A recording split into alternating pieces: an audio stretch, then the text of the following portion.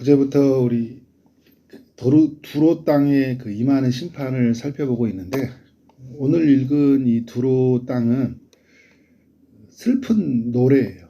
2절에 보면 인자야 너는 두로를 위하여 슬픈 노래를 지으라. 두로 땅이 멸망한 걸 보고 하나님의 에스겔로 하여금 이 슬픈 노래를 부르라고 그러는 거잖아요. 하나님은 그 이방 땅의 그 멸망을 보고도 슬픔을 가지고 계신 분이에요. 이스라엘의 심판과 구원에만 하나님이 간섭하신 게 아니라 이방 땅에도 하나님이 심판과 구원에 하나님이 간섭을 하신다는 것을 우리가 알 수 있죠. 두로가 이제 어떤 나라였는지를 27장에서 구체적으로 이렇게 이야기를 해주는데, 25절까지 보면 두로가 굉장히 풍부한 나라였다, 부요한 나라였다라는 것을 우리에게 알려주고 있죠. 3절에 보니까 바다 어귀에 거주하면서 여러 백성과 거래하는 자라고 이야기를 해요. 두로를 보면 이 무역 활동이 활발했다라는 것을 우리가 알 수 있죠. 그런 항구 도시를 이용하고 여러 지역과 연결해 가면서 많은 사람들과 이렇게 많은 경제 활동을 활발하게 했던 그런 나라예요. 4절에 보니까 땅이 바다 가운데 있는 것을 보면 바다 근처에 뭐가 있다는 걸 알 수 있습니까? 섬이 돼 있는 섬이 있다는 걸 알 수 있죠. 내 땅이 바다 가운데 있다. 그러니까 항구였지만 또 섬이 있다는 걸 알 수 있어요. 너를 지은 자가 내 아름다움을 온전하게 하였도다. 3절과 4절에 보면 나는 온전히 아름답다 이렇게 이야기하고, 또 그걸 만든 자가 아름답다. 그러니까 이거를 하나님이 아름답다 표현하는 게 아니라 이들이 가지고 있는 돈으로 아름다움으로 바꿨고, 그리고 기술력으로 어떻게 해요? 섬과 같은 것을 아름다운 도시로 만들어내는 거예요. 뭐 하담숲 이런 데 보면 인위적인 그런 공원이잖아요. 잘 만들었잖아요. 기술력으로 그 아름다움을 만들어낸 거예요. 오늘 이제 5절에 이렇게 5절부터 7절을 보면은 배를 만드는 기술이 굉장히 탁월했던 것 같아요. 그래서 그 스닐의 잣나무로, 또 레바논의 백향목으로, 바산의 상수리나무로 또 뭘 만들었습니까? 배를 만들었다 이야기를 해요. 그러니까 그 항구 도시로서 있는데 그 항구 도시를 잘 활용하기 위해서 배를 잘 만들었던 거죠. 그래서 여러분이 실제로 보면 이제 이 만드는 기술들도 탁월해서 그 솔로몬 때 다윗과 솔로몬 때 어떻게 됩니까? 성전 건축에 필요한 자재들과 또 필요한 기술력들을 제공하잖아요. 그러니까 뭔가 자원을 잘 활용해서 만드는 기술도 탁월했던 거예요. 8절부터 이제 9절은 뭐냐면 이제 돈으로 해서 이제 그 배를 이제 만들었으면 어떻게 됩니까? 배를 또 띄우고 또 운행을 해야 되잖아요. 그때 사공들 배 틈을 막는 자들, 그 지혜로운 자들을 돈으로 이제 다 사잖아요. 그리고 그 두로 사람들이 이제 선장이 되어 가지고 배를 이렇게 운영해 가는 거예요. 그러니까 돈으로 다 하는 거예요. 돈으로 안 되는 게 뭐가 있냐고 사람들이 하듯이 돈으로 다 하고 있어요. 10절과 이제 11절에 보면 이제 돈으로 군사도 이제 고용을 하잖아요. 그러니까 나라가 이제 뭐 외부에서 침략하지 못하도록 모든 걸 이제 돈으로 다 해결하고 있는 거예요. 그리고 이제 그 12절부터 24절까지 25절까지 쭉 내용을 보면 많은 나라들과 함께 활발한 경제 활동을 했는지를 알 수 있어요. 그러니까 16절도 보니까 풍부한 제품들이 있고, 또 24절에서는 아름다운 물품이라고 이야기하고 있고요. 또 25절에서는 풍부한 물품이라고 이야기해요. 이런 이제 제품들을 어떻게 하고 있습니까? 우리의 제품과 바꿔서 하는 기술들. 그러니까 지금 이 활발한 이 경제 활동들. 우리 대한민국 땅이 그런 게 굉장히 탁월하잖아요. 그죠? 해외 무역 활동을 통해서 많은 이제 부를 얻어냈잖아요. 그런 것처럼 이 두로 땅이 굉장한 부를 얻어냈다는 것을 우리가 알 수 있습니다.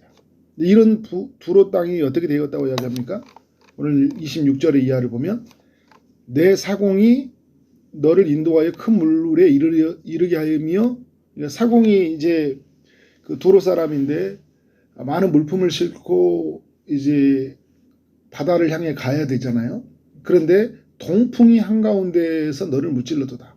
동풍이 불어온 거예요. 여기서 동풍이 누구냐 할 때 동풍은 바벨론을 의미해요. 그러니까 바벨론이라는 나라가 너를 무찔러도다 이야기하는 거예요. 결국 무너지지 않을 것 같은 나라들. 막대한 돈으로 군사를 고용하고 섬에 그 요새를 만들어가지고 적군이 쳐들어오지 못하게 하는 어마어마한 그 부로 말미암아 튼튼하게 자신을 보호했지만, 지금으로 말한다면 돈으로 뭐 진짜 몸에 좋은 거 다 먹고 정말 누가 공격해오지 못하도록 정말 성벽을 쌓고 뭐 이렇게 교통사고 나도 뭐 전혀 문제가 되지 않을 만큼 뭐 튼튼한 차를 막 사고 다 했단 말이에요. 그런데 어떻게 된 거예요? 바벨론이라는 나라가 쳐들어와서 그들을 무너뜨린 거예요. 그러니까 예루살렘이 함락되던 날 어떻게 해요? 두로도 같이 무너져 버려요. 26절에 보면 사공들이 있었잖아요. 그러니까 사공들 말하면서 27절에 배에 실어졌던 재물, 그리고 뭔가 이제 바꾼 물건들 있죠. 무역 활동, 경제 활동을 통해서 바꾼 물건들, 그다음에 선장들, 배의 틈을 막는 자들, 배에서 일하는 사람들이에요. 그리고 군사들 다 어떻게 합니까? 네가 패망하는 날에 한가운데, 바다 한가운데 빠졌다. 바다가 그들을 살리는 자원이었는데 어떻게 바다 한가운데 다 빠져서 죽은 거예요. 그래서 여러분 28절에 보니까 선장이 그 부르짖는 소리가 어떻게 해요? 물결이 흔들리는 도다. 그러니까 바다 물결이 흔들리는 것처럼 이 선장의 부르짖음 소리가 들려오는 거예요. 30절에 보니까 배에 있는 모든 자들이 소리를 지르고 통곡하고 티끌을 머리에 씌우고 뒹굴고 머리털을 밀고 배로 띠를 띠고 정말 슬피 통곡을 한다. 이렇게 보여주고 있습니다. 후회할 수 없는 세상을 맞이한 거예요. 35절에도 보니까 주민들이 놀라고 왕들이 심히 두려워하여 얼굴에 근심이 가득하다. 그러니까 주변 나라들이 이 모습을 보면서 두로도 멸망하는구나, 두로도 끝나는구나라는 걸 보여주고요. 하나님은 이 두로 땅을 통해서도 세상을 통해 주는 메시지가 있는 거예요. 하나님을 떠난 사람들 어떻게 되나요? 다 무너진다는 걸 보여주는 거잖아요. 36절에 그러면서 사람들이 또 비웃는 거예요. 상인들이 비웃고 공포의 대상이 되어서 내가 영원히 다시 있지 아니하리라. 이게 두로라는 나라가 이제 결국은 역사 속에서 이제 사라지는 것을 이야기해주고 있는 거죠. 두로의 이야기가 우리에게 주는 교훈이 뭔가, 저는 이렇게 말씀을 이렇게 보면다가 너무 이 부유한 나라잖아요. 부유한 나라인데 하나님이 없다라는 거예요. 여러분, 하나님이 없는 풍요, 부요함, 그게 어떤 의미가 있을까요? 이렇게 사라져버리면 아무런 의미가 없는 거예요. 최근에 이제 어떤 영상을 보니까 그런 좀 약간 뇌리에 남는 영상이 있더라고요. 100년 뒤에는 다 사라진다. 지금 있는 사람들 거의 대부분 사라지는 거잖아요. 지금 이 태어난 아이들까지 포함해가지고 100년 뒤에는 다 사라진다. 우리가 의지하는 것들도 다 낡아질 거고 없어질 거다. 이런 이제 100년 뒤를 내다보면서 이야기를 하더라고요. 여러분, 이 두로들을 보면서 어떻게 돼요?